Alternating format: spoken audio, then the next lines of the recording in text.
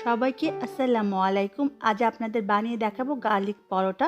কোনো রকম বেলে নেওয়া ঝামেলা ছাড়াই ঝটপট ৫ মিনিটে সকালে নাস্তায় বানিয়ে নিতে পারবেন। খুবই মজার গার্লিক পরোটা। এই পরোটা অনেক সময় পর্যন্ত সফট থাকবে। আশা করি আমার আজকের রেসিপি আপনাদের ভালো লাগবে। কথা না বাড়িয়ে চলুন জেনে নিই গার্লিক পরোটা বানানোর প্রস্তুত প্রণালী।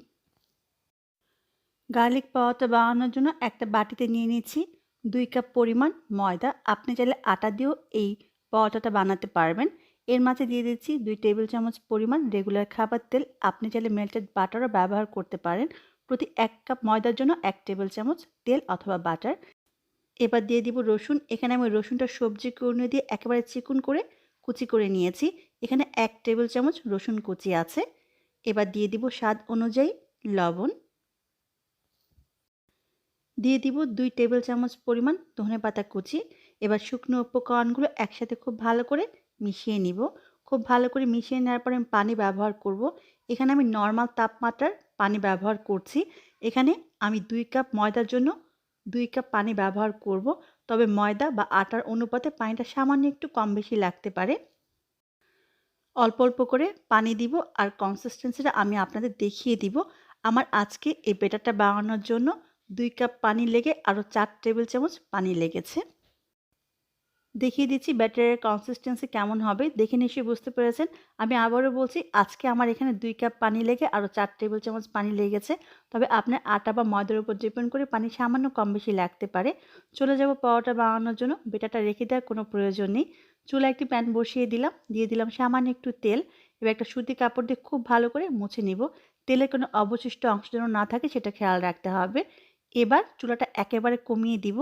বেটারটা দেওয়ার আগে চুলাটা কমিয়ে তারপর বেটারটা দিবেন। তা না হলে কিন্তু নিচে ছিদ্র ছিদ্র হয়ে যাবে, মানে পরোটাটা একবারে মসৃণ হবে না। এবার চামচের সাহায্যে ঘুরিয়ে গোল একটা রুটির মতো শেপ বানিয়ে নিব। এবার অপেক্ষা করব রুটিটার উপরে কালারটা চেঞ্জ হওয়া পর্যন্ত। 1 থেকে 1.5 মিনিট পরে কালারটা এরকম চেঞ্জ হয়ে যাবে। ঠিক তখন রুটিটাকে উল্টে দিব। রুটিটা উল্টে দেওয়ার পরে চুলাটা আমি বাড়িয়ে দিব। বাড়িয়ে দেওয়ার পরে আমি এটাকে রুটির মতো ভেজে নিব। একটু খেয়াল করে দেখুন চুলার আঁচটা কমিয়ে রাখার জন্য উপরটা একেবারে মসৃণ হয়ে গেছে। আর একটু চেপে চেপে দিবেন, এতে কালারটা অনেক সুন্দর হবে। রুটির মতো ভাজা হয়ে গেছে। এবার এর মাঝে দিয়ে দিব 1 চা চামচ পরিমাণ বাটার। আজকে বাটারের সাহায্যে আমি পরোটাগুলো ভাজবো।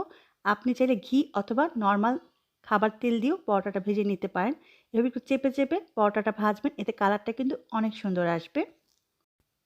এভাবে চেপে চেপে উল্টে পাল্টে পরোটার 2 পাশে একেবারে গোল্ডেন ব্রাউন কালার করে ভেজে নিতে হবে। চুলার আঁচটা বাড়িয়ে পরোটাটা ভাজতে খুব বেশি সময় লাগবে না। আমার পরোটাটা ভাজা হয়ে গেছে। ঠিক 2 পাশে যখন এরকম গোল্ডেন ব্রাউন কালার হবে তখনই উঠিয়ে নিতে হবে। পরোটাটা আমার ভাজা হয়ে গেছে, আমি উঠিয়ে নিচ্ছি। একটু খেয়াল করে দেখুন পরোটাটা উঠানোর পরে সুতি কাপড় দিয়ে বা টিস্যু দিয়ে আবার আমি প্যানটা একটু মুছিয়ে নিচ্ছি এবং চুলাটা একেবারে কমিয়ে দিয়েছি। কমিয়ে দেওয়ার পরে আমি বেটারটা দিব।